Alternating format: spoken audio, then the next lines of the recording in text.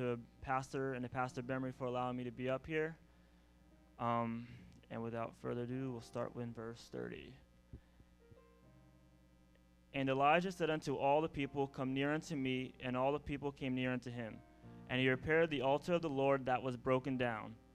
And Elijah took 12 stones according to the number of the tribes of the sons of Jacob, unto whom the word of the Lord came, saying, Israel shall be thy name.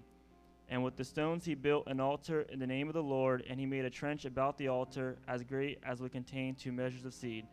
And he put the wood in order, and cut the bullock in pieces, and laid him on the wood, and said, Fill 4 barrels of water, and pour it on the burnt sacrifice and on the wood. And then skipping down to verse 38. Then the fire of the Lord fell and consumed the burnt sacrifice, and the wood, and the stones, and the dust, and licked up the water that was in the trench. And when all the people saw it, they fell on their faces, and they said, The Lord, he is the God. The Lord, he is the God. And Elijah said unto them, Take the prophets of Baal, let not one of them escape.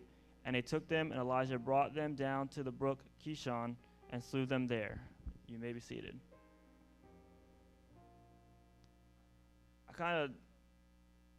Instead of so much preaching, kind of wanted to give a little bit of a commentary on this. As I was studying this passage, I prayed, asked the Lord, give me a verse somewhere I can start from, and he brought me to this passage right here. And it's amazing when you read the word and you pay attention closely to the detail of the verses. It says, Elijah repaired the altar of the Lord that was broken down. It's interesting to say repaired. In other words, when you repair something, there's already something left of that thing you're repairing that's there. When something cannot be fixed, we say it's beyond repair. So in other words, there was even in Israel's fallen state, idolatrous state, there was still a little bit of the altar there. There was still a little bit of that foundation. And what this tells me is that, no matter how far you've slipped, no matter how far you've fallen, you can try to erase the influence of God in your life. Once you've had that experience, you can't escape it. You can try to minimize the influence. You can try to get out of your life, but you can never completely eradicate it. So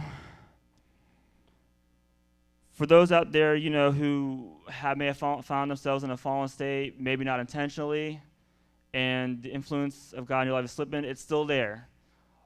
You don't need some new revelation, you don't need some new doctrine, you just have to return to where you came from.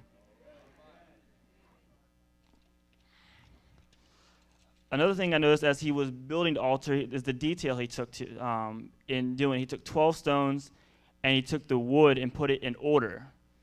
Order means when there's order, that means there can be disorder. When there's a right way, there can be a wrong way. There is a wrong way to come to God. When you come to God, you can't do it your way or any other way. You have to do it his way. And one of the final things Elijah did after the fire of the Lord fell, and this part isn't the pretty part. We like to talk about coming to God, we like to talk about a story about redemption, but there's another part that sometimes we get stuck in the middle of, and that's at the end when he took the prophets of Baal and he slew them. And don't get me wrong, I'm not talking about slaying any people this morning. But some of us, when we come to God, we're living for God, we're on fire for God, but we still have influences in our life that are not godly. We're still allowing ourselves to be influenced by the world. That last part we need to do is to cut off those influences. Be careful who you allow to speak into your life. Test them by their fruits. If they're not speaking godly things in your life, you got to cut them off. Because you may be on fire for God now, but sooner or later they can draw your hearts away. It's a very dangerous state to be in.